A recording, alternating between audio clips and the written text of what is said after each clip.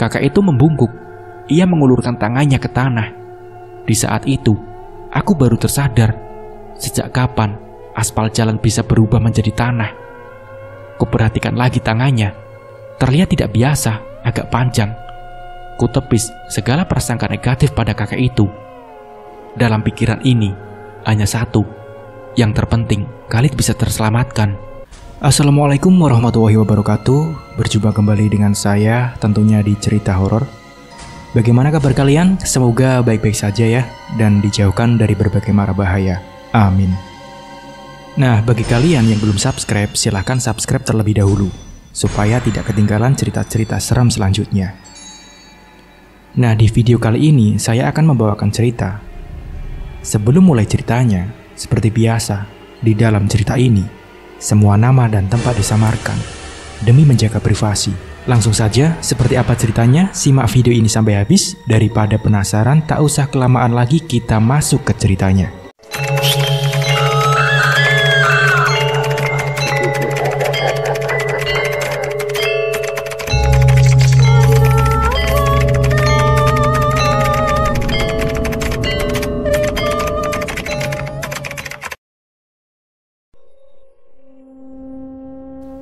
Siapapun ia, selama bisa membantu menyelamatkan anakku, aku benar-benar berterima kasih.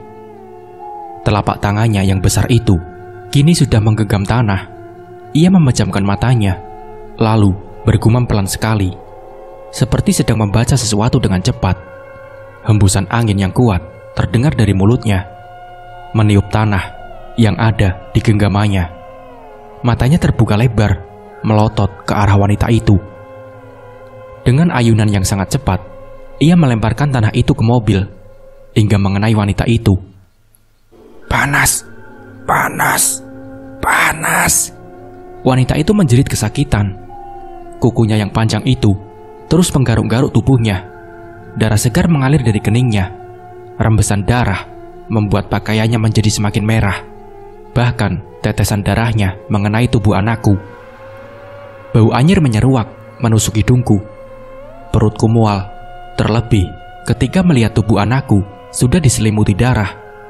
Aku sudah tak sanggup lagi menahannya, hingga akhirnya dia muntah. Pergi, pergi, ucap kakek itu. Dengan mata yang sedikit berkunang-kunang, kulihat wanita itu terbang keluar dari mobil. Aku akan kembali untuk mengambil anak ini, ucapnya sebelum menghilang. Kakak itu menuntunku berjalan mendekati mobil, membuka pintu depan. Bau anyir kembali tercium dari dalam mobil.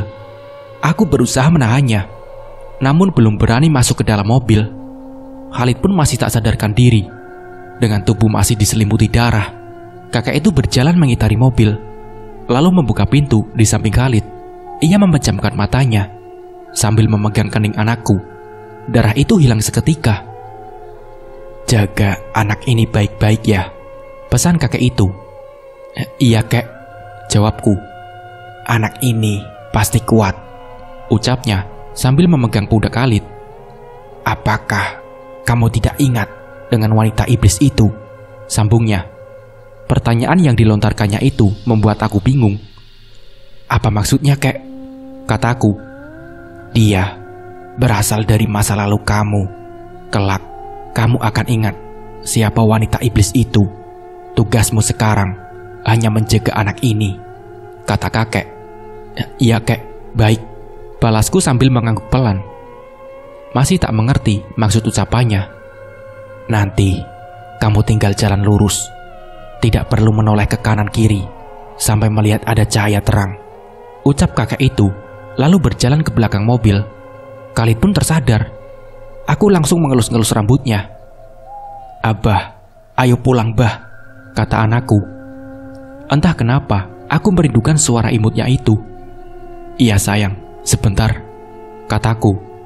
Aku keluar mobil, mencari keberadaan kakek itu. Namun ia sudah menghilang entah kemana. Lalu, kembali ke kursi pengemudi, dan menarik nafas panjang. Tangan ini masih gemetar ketika memegang tuas porseling. Tak terasa, air mata pun mengalir setelah melalui kejadian menyeramkan tadi. Jika tidak ada kakek itu, Mungkin kami berdua tidak akan selamat. Tiba-tiba, Khalid memegang tanganku. "Abah, jangan menangis. Ayo pulang, Bah," ucapnya dengan senyum mengembang. Tak kusangka, ia bisa begitu tenang setelah apa yang terjadi. Iya sayang," jawabku. Ku nyalakan mobil, kemudian melaju menyusuri jalan. Ku perlambat laju mobil karena jalannya masih bergelombang. Pikiranku masih menerawang, masih belum bisa mencerna semua keanehan ini. Aspal yang tiba-tiba berubah menjadi tanah, perumahan yang menghilang, berganti dengan deretan pepohonan. Tak ada satupun kendaraan yang lewat. Jalanan gelap, tanpa ada satupun penerangan. Hanya lampu depan mobilku saja yang bisa diandalkan. Apakah aku berpindah tempat? Dan tiba-tiba, terlihat seseorang sedang berdiri di pinggir jalan. Dan tanpa sengaja, lampu depan mobil menyorotnya. Astagfirullahaladzim. Aku melihat dia berdiri dengan kaki yang patah terbalik. Banyak bercak darah yang terlihat di pakaiannya. Lehernya patah, membuat kepalanya miring ke samping. Yang paling tidak bisa kulupakan adalah wajahnya. Ia tidak memiliki mata, hidung, dan mulut. Rata tertutup gumpalan daging dan darah. Ia hanya berdiri. Di dekatnya ada sepeda motor yang hancur. Aku jadi teringat dengan pria pengendara sepeda motor yang sempat menegurku. Iya, bajunya mirip sekali. Ku percepat laju mobil dan melewatinya. Pikiranku melayang. Siapa pria tadi? Apakah ia sudah mati? Kenapa tempat ini aneh sekali? Aku di mana? Rasanya kepala ini mau pecah memikirkan semua ini. Abah, panggil Khalid. Suaranya itu seperti obat penenang bagiku. Iya nak, balasku seraya menatap wajahnya. Itu udah deket, Bah, balas Khalid menunjuk ke depan. Dari kejauhan terlihat ada cahaya. Aku pun teringat dengan pesan kakek itu untuk mencari cahaya. Mungkin ini yang ia maksud. Semakin mendekat, cahayanya semakin terang. Abah, panggil Khalid. Aku kembali menoleh padanya. Terlihat wajahnya bersinar, seperti memantulkan cahaya. Ia menyurai senyum, senyuman yang menghangatkan tubuh ini. Sampai aku tak sadar sudah masuk ke dalam cahaya itu. Silau sekali, membuat mataku terpejam seketika. Dengan mata tertutup, kurasakan mobil terus melaju melewati jalan bercahaya dan menyilaukan ini. Mas. Terdengar suara orang memanggilku. Aku pun tersadar dan membuka mata dengan posisi berbaring di atas aspal. Spontan aku berteriak ketika merasakan sakit di sekujur tubuh. Alhamdulillah sadar. Kepala ini terasa berat, pusing sekali. Kulihat sekitar, sudah banyak orang mengurumuniku. Ada apa ini? Tanyaku sambil memegang kepala. Ada cairan kental di kepala. Kulihat telapak tangan sudah berwarna merah darah. Tadi mobil Mas menabrak pohon, balas seorang bapak yang duduk di dekatku. Bapak itu membantuku bangkit dengan memegang punggungku, dibantu oleh beberapa orang lain. Aku hanya bisa duduk dengan kaki terjulur lurus ke depan di pinggir jalan. Kembali kuedarkan pandangan. Kini, aku bisa melihat mobil dengan jelas. Ringsek bagian depannya hancur menabrak sebuah pohon di pinggir jalan. Pecahan kaca berserakan di mana-mana. Kulihat ada beberapa mainan tergeletak di dekatnya. Aku pun tersadar. Khalid? Mana Khalid? Tanyaku panik ketika tidak melihat keberadaan anakku. Tak seorang pun menjawab pertanyaanku. Raut wajah bapak yang dari tadi menemaniku pun berubah. Ada gurat kesedihan yang terpancar. Pak, anak saya di mana, Pak? Aku berusaha berdiri, tapi dicegah oleh bapak itu. Mas tenang dulu, kata bapak itu. Aku masih panik karena tak bisa melihat Khalid. Kenapa anak saya, Pak? Tanyaku lagi. Mas tenang dulu. Tadi anaknya sudah dibawa ke rumah sakit, balas bapak itu. Apa? Bisa tolong antar saya ke sana, Pak? Pintaku. Anterin aja, Pak. Seorang ibu yang berdiri di dekatku meminta bapak itu untuk mengantarku.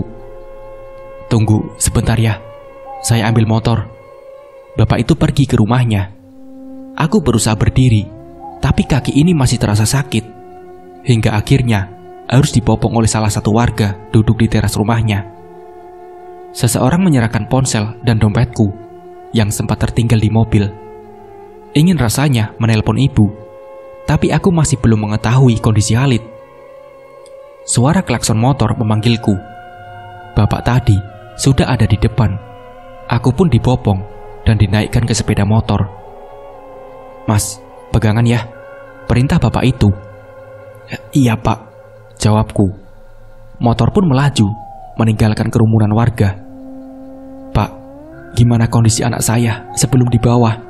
tanyaku. "Dia pingsan mas," sahutnya. "Apa dia baik-baik saja mas?" tanyaku lagi. "Saya nggak ngerti mas, nanti mas bisa lihat langsung di rumah sakit," jawabnya. "Rumah sakit mana ya pak?" tanyaku. "Itu rumah sakit Bunda dekat sini," jawabnya. Tak kurang dari 10 menit, kami pun sudah sampai di rumah sakit. Bapak itu memarkirkan sepeda motornya di depan IGD.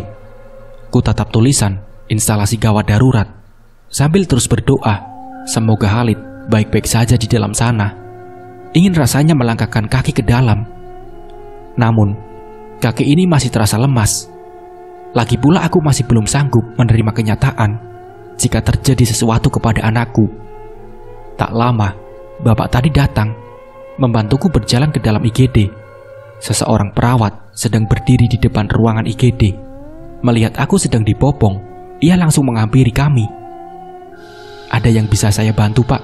tanya perawat itu. Sus, tadi ada yang bawa anak kecil korban kecelakaan ke sini," tanyaku. "Ada pak, apa itu anaknya mas?" "Iya, sekarang anaknya sedang dalam perawatan intensif, jadi bapak nggak bisa melihat ke dalam," jawab perawat itu. "Bagaimana kondisinya?" tanyaku. "Kondisinya baik-baik saja pak." Perawat itu berusaha menenangkanku. "Apa saya boleh menunggu di sini?" tanyaku. "Apa bapak juga mengalami luka?" tanya perawat itu sembari melihat noda darah di pundakku. "Iya sus, kepala bagian belakangnya berdarah tadi," balas si bapak. Saking paniknya, aku sampai lupa dengan luka itu. "Sebaiknya bapak diperiksa dulu." Perawat itu mengantarkan kami ke ruang perawatan, lalu memeriksa keadaanku. Perawat itu mengantarkan kami ke ruang perawatan, lalu memeriksa keadaanku, mulai dari bagian kepala hingga kaki.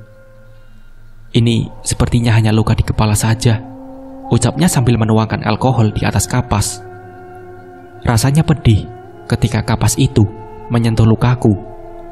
Setelah dibersihkan dan diperban, aku diperbolehkan untuk kembali ke depan ruang IGD. "Pak, sebaiknya bapak pulang, nggak usah ikut menunggu di sini," ucapku pada bapak yang dari tadi menemaniku. Iya mas," balasnya. "Boleh saya tahu siapa nama bapak dan minta nomor teleponnya?" kata perawat itu. Aku sampai lupa tidak menanyakan namanya dari tadi. "Nama saya Deden," ucapnya, lalu mengeja satu persatu nomor teleponnya. "Terima kasih pak, maaf sekali sudah merepotkan," kataku. "Enggak apa-apa mas, semoga anaknya baik-baik saja." Pak Deden tersenyum, lalu pamit pulang. Aku terus menatap layar ponsel, masih ragu untuk menghubungi ibu. Ku tarik nafas panjang, lalu memberanikan diri untuk menelponnya. Telepon pun diangkat. "Assalamualaikum," sapaku. "Waalaikumsalam. Ada apa Dar? Tumben telepon malam-malam?" tanya ibu. "Bu," bibirku bergemetar menahan tangis. "Dar, kenapa? Kenapa Dar?" tanya ibu. Air mataku mulai jatuh. "Kaidar kecelakaan bu." "Innalillahi. Kamu gak apa-apa kan Dar?" kata ibu. "Gak apa-apa, tapi..." Aku tak sanggup memberitahu ibu tentang kondisi Khalid. "Tapi apa Dar?" "Khalid lagi dirawat di IGD bu." Tangisku pecah.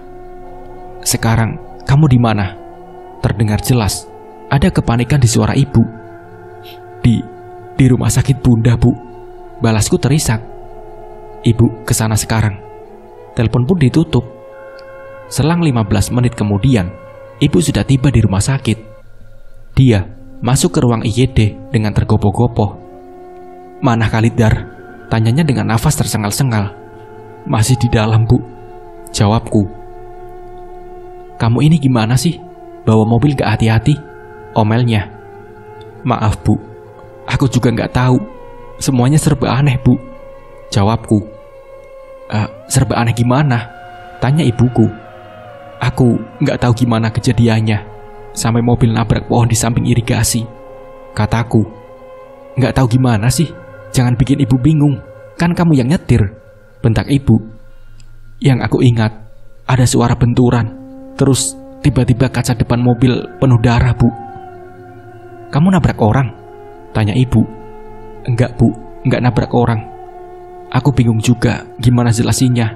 Soalnya situasinya aneh. Jalan yang tadinya ramai tiba-tiba sepi, Bu. Terus datang wanita iblis itu," kataku. "Wanita iblis?" tanya ibu. "Iya, wanita yang..." Ucapanku terpotong ketika melihat dokter keluar dari ruang IGD. Spontan aku langsung menanyakan kondisi Khalid. "Dok, gimana anak saya, Dok?" kataku. Iya, Dok. Gimana kondisi cucu saya?" tanya ibu. "Anak yang kuat. Dia baik-baik saja. Sekarang kami akan pindahkan ke ruang perawatan," balas dokter itu dengan suara tenang. Tak lama, terlihat perawat membawa Khalid keluar. Ini pertama kali aku bisa melihat kondisinya secara langsung. Ia masih tak sadarkan diri. Ada perban yang mengitari kepala dan kakinya. Perawat itu terus mendorong Brankar melalui selasar rumah sakit. Aku dan ibu mengikutinya dari belakang.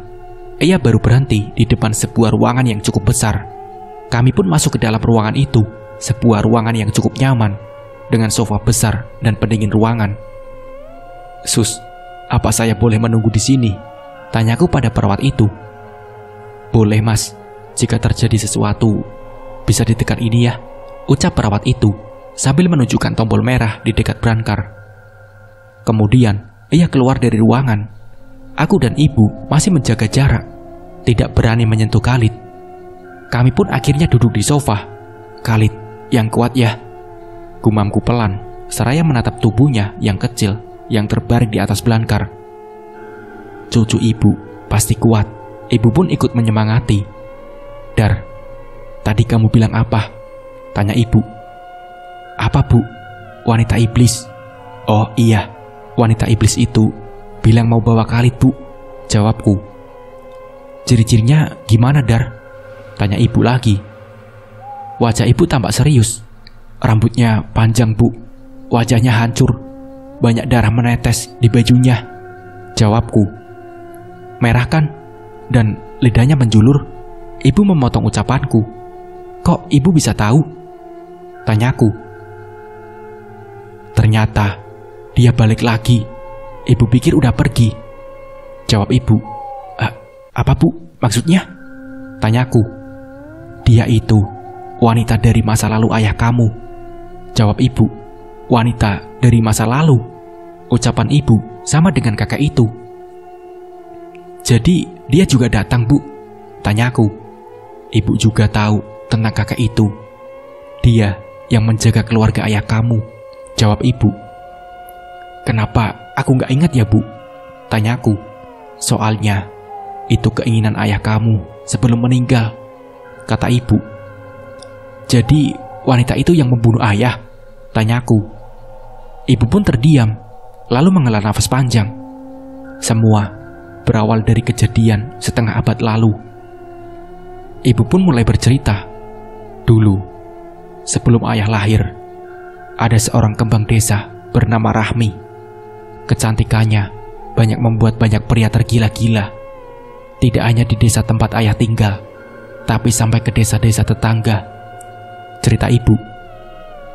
Singkat cerita, Rahmi akhirnya menikahi anak kepala desa. Sayangnya pernikahannya tidak bertahan lama. Suaminya meninggal dunia seminggu usai pernikahan. Beberapa bulan kemudian, seseorang dari kota datang untuk menikahinya. Kejadian naas pun berulang. suaminya ditemukan tewas tenggelam di sungai dekat rumahnya.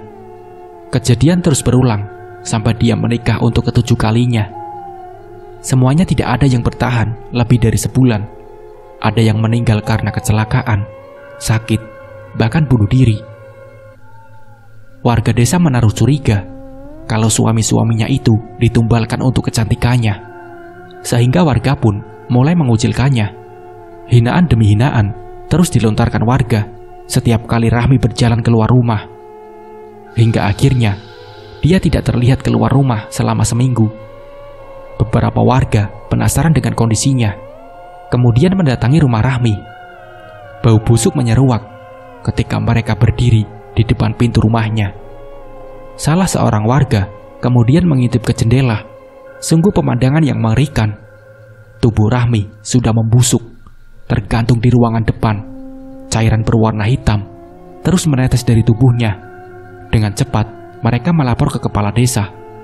Warga mulai berkerumunan di depan rumahnya. Kepala desa meminta warga untuk mendobrak pintu depan. Bau busuk semakin menyengat ketika pintu terbuka. Beberapa warga yang tidak tahan memilih untuk menjauh. Kepala desa dengan beberapa warga masuk ke dalam rumah, menurunkan jasad Rahmi yang tergantung. Kemudian dibungkus dengan kain yang tebal dan plastik. Tanpa sengaja, kepala desa menemukan sepucuk surat di meja ruangan tengah. Ia pun membuka surat itu dan tertulis, "Siapapun yang masuk ke rumah ini, maka nasibnya akan sama denganku." Tulis surat itu. Ada noda merah yang sudah menghitam di sudut kertas itu. Kepala desa tersenyum kecut ketika membacanya, lalu membakar surat itu. Jasad Rahmi langsung dibawa ke halaman belakang rumah. Di sana, kepala desa memerintahkan untuk membuat lubang galian. Akhirnya, Rahmi dikuburkan di sana tanpa dimandikan dan disolatkan. Di malam harinya, teror pun dimulai. Rahmi gentayangan menghantui warga desa, terutama orang-orang yang sudah masuk ke dalam rumahnya. Sampai satu persatu dari mereka jatuh sakit dan meninggal dunia. Hanya menyisakan kepala desa. Rahmi mulai meneror rumah kepala desa. Segala upaya sudah dilakukan warga untuk mengusirnya, mulai dari mendatangkan orang pintar sampai ustadz. Namun tak ada satupun yang berhasil. Bahkan salah satu orang pintar yang berusaha mengusirnya ditemukan tewas menggantung di rumahnya. Kepala desa mulai jatuh sakit. Sudah dibawa berobat kemanapun, tetap tidak sembuh. Sampai akhirnya, dia pun meninggal dunia. Setelah kematian kepala desa, Rahmi pun menghilang. Semenjak itu, warga melarang siapapun masuk ke dalam rumah Rahmi. Bahkan untuk sekedar masuk ke halaman rumahnya. Sampai apa, Bu? Tanyaku penasaran. Ibu kembali menghela nafas. Sampai ayahmu dan teman-temannya melanggarnya, jawab ibu. Ibu kembali bercerita. Waktu itu, ayah kamu masih muda. Pokoknya lagi nakal-nakalnya. Kakek sudah melarang jangan main dekat-dekat sama rumah Rahmi. Sayangnya, ayah kamu dan teman-temannya malah masuk ke sana. Mereka tidak tahu kalau kenakalannya waktu itu malah menimbulkan malapetaka. Cerita ibu. Malapetaka? Tanyaku. Satu persatu teman ayah kamu tewas mengenaskan.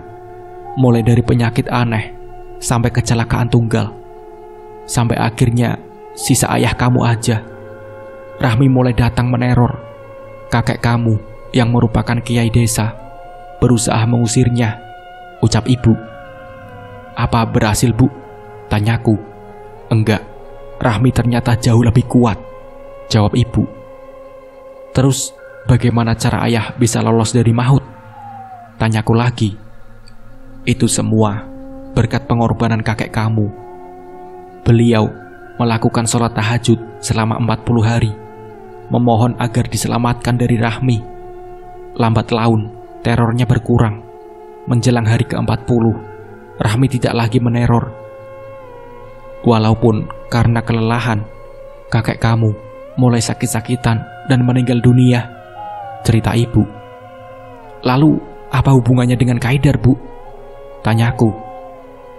Awalnya, ayah sama ibu mengira Rahmi sudah menghilang dan tidak lagi mengejar ayah kamu. Tapi perkiraan kita salah. Dia malah mengincar kamu. Ah, aku? Tanyaku. Aku pun kaget. Iya, ibu baru sadar pas kamu berumur 1 tahun. Tingkah kamu aneh, selalu menangis kencang setiap malam. Ayah kamu yang curiga, kemudian memanggil seorang ustadz. Dari dialah akhirnya terungkap bahwa Rahmi sudah mengikuti sejak lahir. Dia ingin menjadikanmu sebagai anaknya, kata ibu. Apa? Anaknya? Tanyaku. Aku pun terkejut sampai menelan ludah. Beberapa kali dia berusaha membawa kamu, kata ibu. Apa? Maksud ibu menculik Haidar? Tanyaku. Enggak, dia ingin membawa jiwa kamu, sehingga kamu pun mulai sakit-sakitan, jawab ibu. Lalu bagaimana Haidar bisa terlepas dari jeratannya, Bu? Tanyaku. Jangan-jangan ayah juga ngelakuin itu, Bu, sambungku. Mata ibu mulai berkaca-kaca. Itu menjadi hari terberat dalam hidup ibu. Ibu harus menjaga kamu, terus membawa kamu kemanapun ibu pergi. Sedangkan ayah melakukan cara yang sama dengan kakek. Sayangnya, ayah kamu gak sekuat kakek dulu. Waktu malam ke-35, rasa kantuk menyerang begitu dahsyat. Ibu tertidur, begitu pula dengan ayah. Esok malamnya, Rahmi datang dan mengamuk berusaha melukai ayah kamu. Sampai ayah kamu menyuruh ibu pergi ke rumah nenek. Cerita ibu lagi. Jadi ayah yang menghadapi Rahmi sendirian. Terus gimana, Bu? Tanyaku. Dia baik-baik saja. Dengan bantuan Pak Ustadz berhasil mengusir Rahmi pergi. Tapi apa, Bu? Sepulangnya dari rumah kita, Pak Ustadz meninggal dunia, jatuh dari motornya, ucap ibu. Innalillahi. Apakah itu ulahnya? Kataku. Dugaan ibu, itu semua ulah Rahmi, jawab ibu. Ibu bilang ayah meninggal waktu Haidar umur 2 tahun. Apa itu ada hubungannya dengan Rahmi? Kataku lagi. Semenjak malam itu, ayah kamu juga mulai sakit-sakitan. Dia sudah berusaha menahan rasa sakitnya selama 1 tahun, tapi akhirnya menyerah juga. Sekarang ibu khawatir sama kamu dan Khalid, kata ibu. Kutatap wajah Khalid yang masih belum sadarkan diri. Tak terasa butiran air bening jatuh di sudut mataku. Kalau Rahmi mengincar Khalid, insya Allah Haidar siap, Bu. Haidar juga bakal ngelakuin hal yang sama dengan ayah dan kakek, kataku. Tadi kamu bilang ketemu dengan kakek-kakek, kata ibu. Iya, Bu. Kakek itu yang mengusir Rahmi waktu mau bawa Khalid, jawabku. Apa dia ngomong sesuatu? Tanya ibu. Dia bilang kalau Haidar bakal tahu tentang Rahmi dan harus menjaga Khalid. Dia juga bilang kalau Khalid pasti kuat, jawabku. Semoga saja Rahmi tidak balik lagi. Cukup sampai di sini saja. Ibu gak mau kehilangan kamu, Dar, ucap ibu. Iya, Bu. Haidar juga gak mau kalah sama dia, ucapku.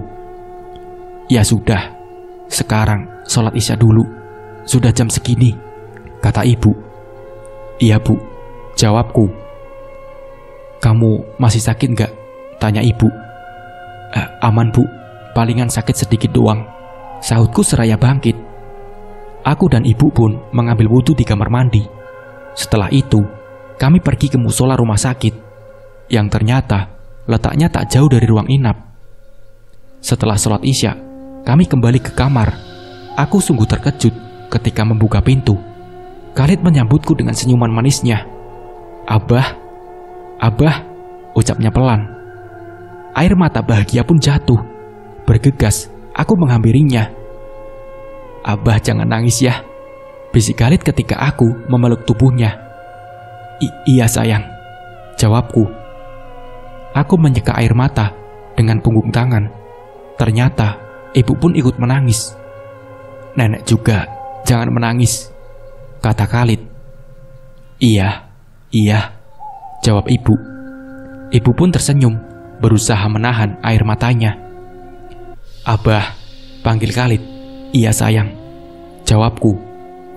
"Aku kasihan," kata Khalid. "Kasihan kenapa?" kataku. Itu. Khalid menunjuk jendela kamar yang terbuka.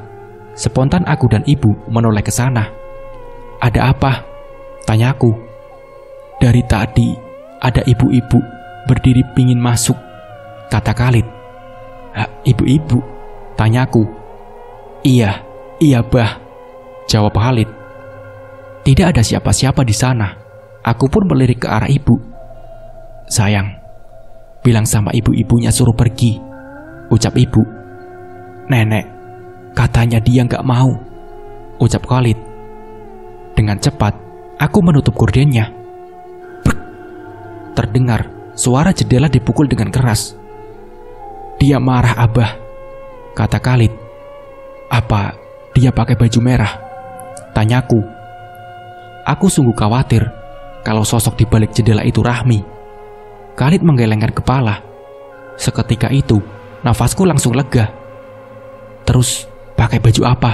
tanyaku lagi. "Pakai baju putih, bah," jawab Khalid. "Apa dia masih di sana?" tanyaku lagi. Khalid kembali menggelengkan kepala. Udah pergi, bah," ucap Khalid. Khalid menengok ke arah jendela dan tersenyum. "Ibu-ibunya sudah masuk, abah," kata Khalid. Seketika itu, bulu kuduku merinding, terutama di bagian pundak kanan. "Sekarang, dia lagi ngapain?" tanyaku kepada Khalid. Aku mulai penasaran. "Lagi duduk di kursi, bah," kata Khalid. Khalid menatap kursi di pojok ruangan dekat jendela. "Bilang sama dia, jangan di sini," ucap ibu. "Kasihan, Nek. Dedek bayinya kedinginan kalau di luar," jawab Khalid. Dek, jantungku mulai berdebar kencang. Kulirik kursi itu dengan ekor mata, lalu bergerak menjauh, dekat dengan ibu. "Kenapa kamu, Dar?" tanya ibu dengan senyuman meledek. "Takut ah, Bu," sahutku. "Kamu ini gimana sih, Dar? Baru segitu aja sudah takut," kata ibu. Udah, jangan dibahas." Kucubit pelan perut ibu. "Sayang, malam ini minta ibu itu nemenin abah tidur," pinta ibu. Ibu, aku melotot ke arahnya. "Iya, Nek, iya." Bibir kecil Khalid mengembang. "Jangan dong, sayang," kataku. Tiba-tiba ibu tertawa. "Dari dulu masih penakut," ledek ibu. Aku hanya bisa menghela nafas melihat kelakuan mereka berdua. Di sisi lain, aku sangat senang bisa melihat senyuman Khalid lagi. "Sayang, kamu tidur ya, sudah malam," kataku. Kutarik kursi kecil, duduk di sampingnya, mengelus-elus rambutnya. Matanya mulai terpejam. Tak lama, ia pun tertidur. Ibu sudah berbaring di sofa panjang. Sepertinya ia sengaja untuk memintaku tidur di kursi pojok, tempat wanita dan bayinya duduk. Aku tak kehabisan akal. Ku duduk di samping berangkar, lalu membaringkan kepala tepat di samping tubuh Khalid. Ku pejamkan mata. Belum sempat tertidur, ada sentuhan halus di tangan. Sentuhan yang terasa begitu dingin. Dengan mata setengah terbuka, kulihat ada seseorang yang sedang berdiri di seberang. Rambutnya panjang dan mengenakan gaun putih. Persis dengan apa yang dibilang Khalid tentang wanita itu. Spontan aku buka mata lebar-lebar. Ternyata tidak ada siapa-siapa. Kembali ku pejamkan mata. Kejadian itu pun berulang. Sampai akhirnya aku membaca ayat kursi berulang kali dengan mata terpejam. Tak terasa, aku pun tertidur. Dar, bangun." Ibu menggoyang-goyangkan tubuhku. Mataku terasa berat, sulit sekali terbuka. Punggung pun terasa pegal karena posisi tidur yang kurang nyaman. Aku meringkis kesakitan. Ternyata tidak hanya punggungku saja yang sakit. Kaki dan lengan pun terasa sakit, ditambah kepala yang pusing sekali. "Kenapa kamu teriak, Dar?" tanya ibu. Badan sakit semua, Bu. Lagian, ibu pakai digoyang-goyangin segala. Protesku. Mungkin baru kerasa efek kecelakaan kemarin. Ya sudah, tiduran aja dulu di sofa, perintah ibu. Ibu juga jahat sama anak sendiri. Sudah tahu habis kecelakaan, tempat tidur aja diserobot. Keluhku seraya berjalan ke sofa.